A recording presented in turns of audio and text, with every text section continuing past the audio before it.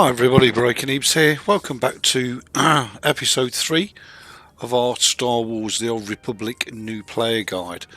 So, the moment on Newbie Island that you ding level 10, if you click on the little player icon and come down to abilities and go to general, you'll notice that you have an emergency fleet pass. Now, if you left click on that, it will teleport you to the fleet. It doesn't matter whether you're free to play, excuse me, or whether you're subscribed. You will get this ability for free automatically at level 10. And this is where your character's class really can shine. And this is where the game really opens up to you as a player. So you can play the game how you want to. There is no right or wrong way. Okay, so if you wanted to go through the whole game without a companion, you can. If you want to go through the whole game with a companion as a healer and you as a damage dealer, well, guess what? You can. If you want to go through the whole game with the companion as a healer and you as a tank, well, you can. Conversely, if you want to go through the whole game with your companion as a tank and you as a damage dealer, you can. Again, if you want to go through the whole game with the companion as a damage dealer or a tank and you as a healer, providing your class accommodates that, then of course you can. You can play it any which way that you want.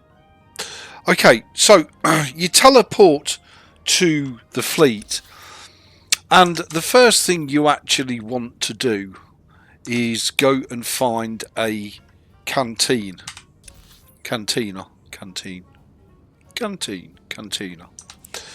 Okay, so let's go and find a cantina. Now, fortunately for you, when you teleport to fleet, the cantina is right in the center of the top level, and there you go.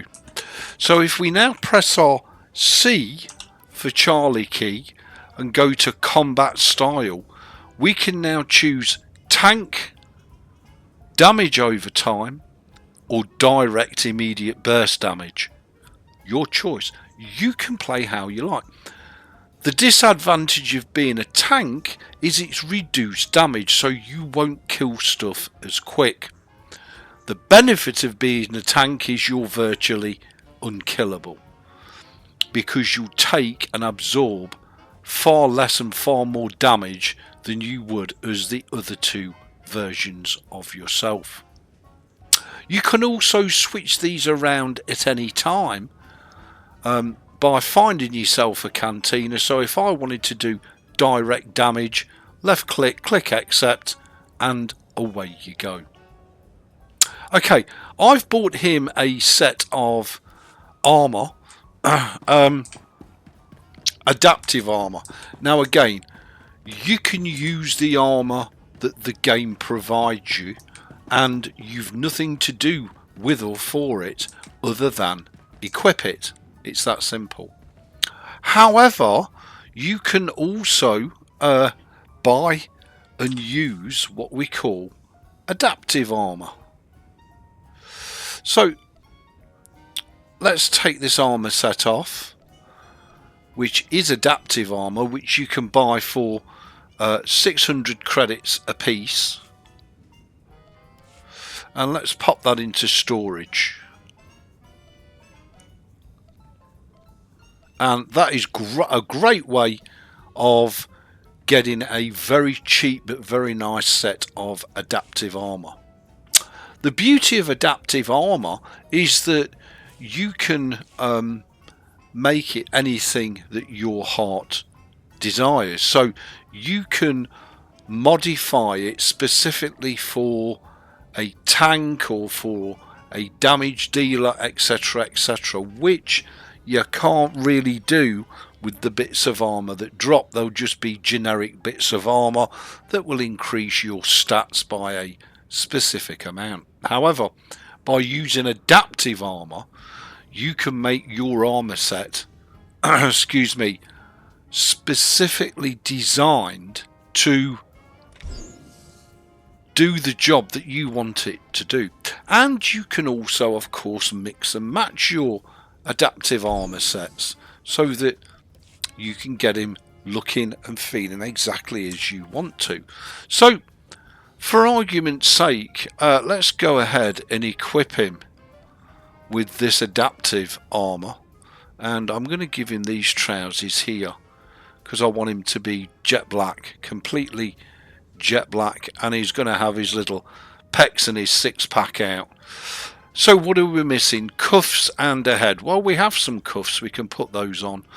And if we go to the outfitter and put a tick in show gear as outfit, we can make that automatically the same colour as our main chest piece, which of course is black. So we can have him completely black. In terms of a headpiece, well, I don't really need a headpiece, but as I have subscribed ready for the freebies in December and the big update, we can equip that. Okay, so now if we go to our main session, there we go. So now we've got our adaptive armor. I want to play my guy as a tank. Now, I don't recommend that any of you do this. This is just my own personal preference. However, you'll notice that his armor rating is currently 8 per piece of armor. So let's go and set him up to be a tank. In other words, to take a lot less damage than a damage dealer would. I'm also going to get rid of these skills here because, quite frankly, I don't need them. Our skill bar is what it is for as long as it is. It's that simple. And we don't need anything more than the skills that we've got. Now, once we obtain a companion, we then have the option to go ahead and set the companion as a healer, and will pretty much never die unless A, we bite off more than we can chew, or B, we go to an area which is more than high enough level to kill us easily. Okay, so if we're going to go through the game and complete as much of the content as we can, then this is definitely the way to go. Whether you choose to be a tank, a damage over time, a direct damage, or a healer is your choice. It's whichever play style you enjoy the most. Okay, so here's your adaptive armor set. So always look for the ones that are 600 per piece. So as you can see, his blade tyrants is 2,500 credits per piece. But if we scroll down, you'll see the set I bought him, the Initiate's chest guard, etc. This already has the mods attached to it. So it's 600 credits per piece of armor, and you will need a full set. It's extremely good value for money. However, if like me you've equipped a set of adaptive armor, you can just buy the modules yourself. Now, basically the way it works is Adept is damage, Bastion is kind of halfway in between, and Bulwark is tank. So let's get buying. I meant to put them into thingy, but anyway, 1, 2, 3, 4, 5. Immunity, yeah, okay. You can't do anything about the lethal mod, I don't think.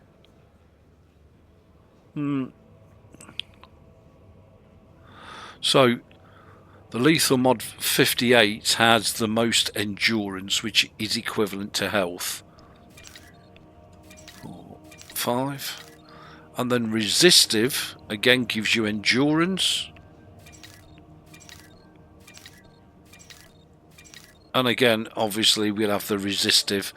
So if we now open our armor sets up, right, hold your left control key down, and right click on your first piece of armour. It's literally that simple to keep your armour upgraded. Now, you can buy these modules every 4 levels. I would suggest that every 8 levels is good enough for the casual player, and that will save you a lot of credits in the long run. And all you do is apply all these modules to each piece of armour. You'll see here that your item rating starts increasing and going up the more modules that you add to your adaptive armour.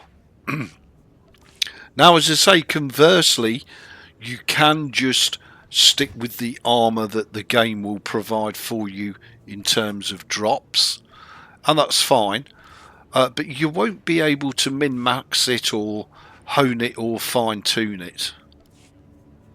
There you go. So we need 2 more, I think.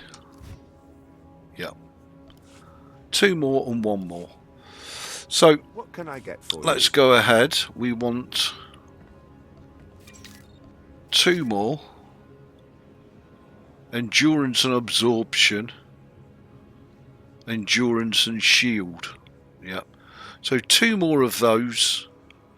2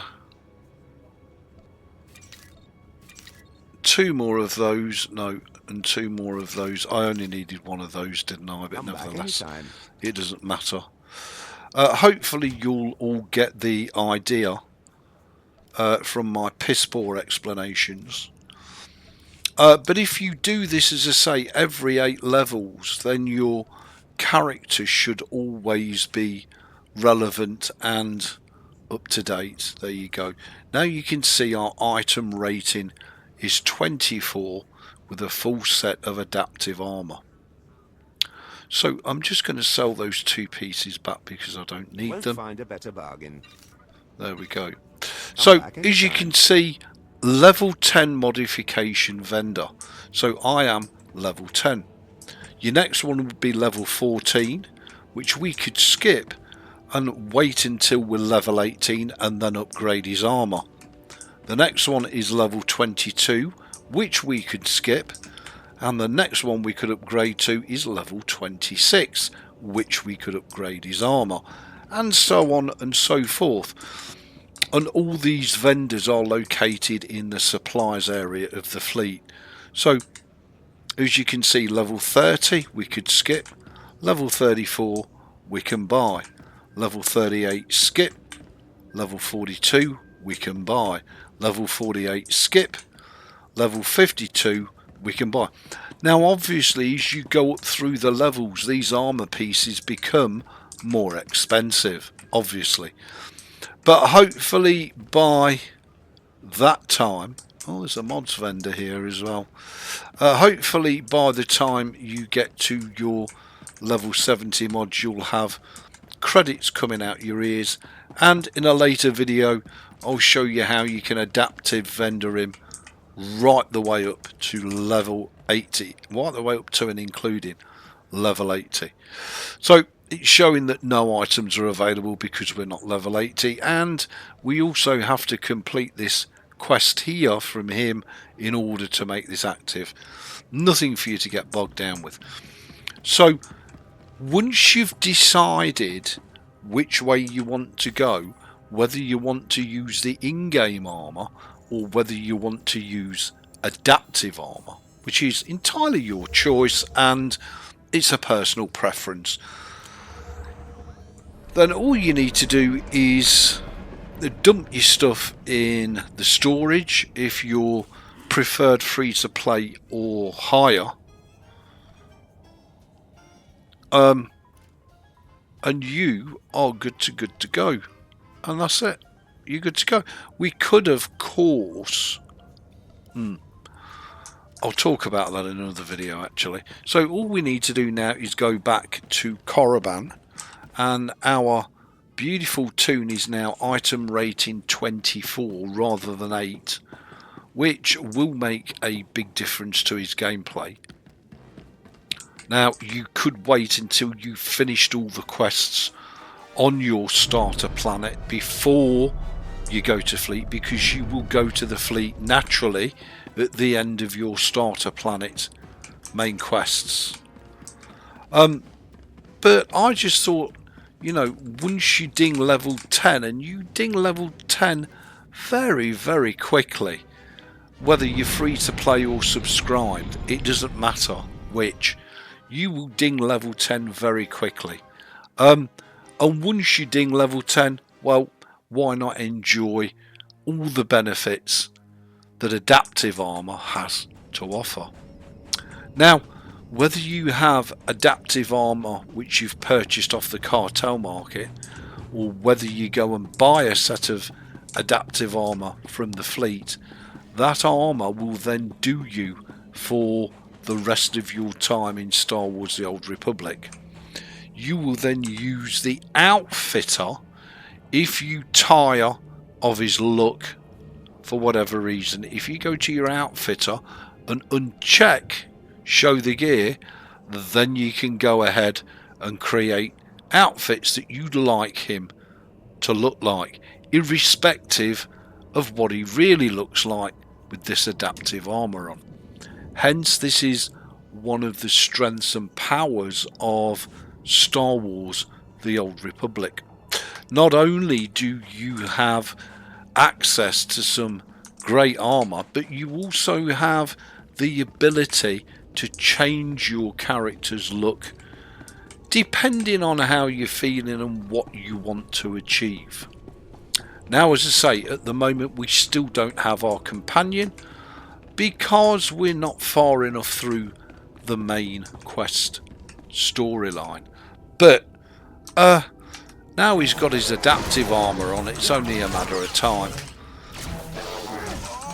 And as you can see, he just sighs through the opposition and takes very, very little damage. Yeah, it's this way. Too close. Too close, Ebeez. Dead.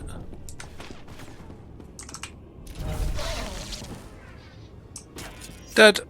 And he's hardly taken, as you can see, any damage. Because he is classed as a tank. Now, once you get yourself a companion, if you set that companion to healer with you as a tank, you'll pretty much never ever die. It's very hard. Unless you go AFK to make a coffee, or, you know, you get distracted. It's very, very hard to die without a companion. With a companion set to healer, well, pretty much darn impossible. And as I say, that is one of the powers of Star Wars: The Old Republic, that you can play it how you want to. There's no right or wrong way. There's no, you know, super duper OP builds that you should be playing.